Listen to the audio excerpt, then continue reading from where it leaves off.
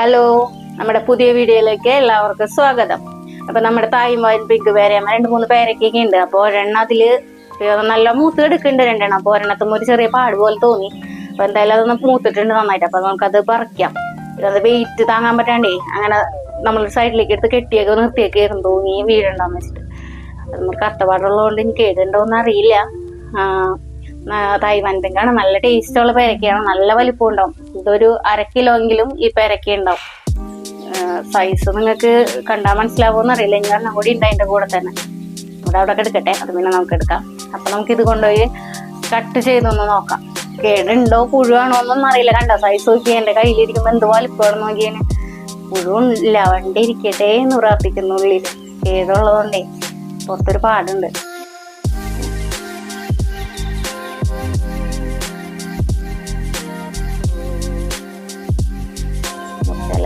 കുഴപ്പമൊന്നുമില്ല, നല്ല പേരക്കയാണ്. Taiwan pink തന്നെയാണ് ഉള്ളിൽ കണ്ടോ. നമ്മൾ ആദ്യമായിട്ടാണ് നമുക്ക് ഈ പേരക്ക കിട്ടുന്നത്. ഉള്ളിൽ ലൈറ്റ് പിങ്ക് ഷെയ്ഡ് ഉണ്ട്. നമ്മൾ നേഴ്സറിയിൽ തായ്വാൻ പിങ്ക് എന്ന് പറഞ്ഞ് വാങ്ങിച്ചതാണ്. പക്ഷേ അതാവണം എന്നില്ലല്ലോ, വലുതും മാറിപ്പോവാറുണ്ട്. പക്ഷെ ഇത് തന്നെയാണ്. നല്ല ക്രിസ്പിയാണ് കേട്ടോ. മൂത്തിട്ടുണ്ട്, നന്നായിട്ട് മൂത്തിട്ടുണ്ട്. ഈ പ്രായത്തിൽ കഴിക്കാൻ എന്താ ഏറ്റവും ടേസ്റ്റ്.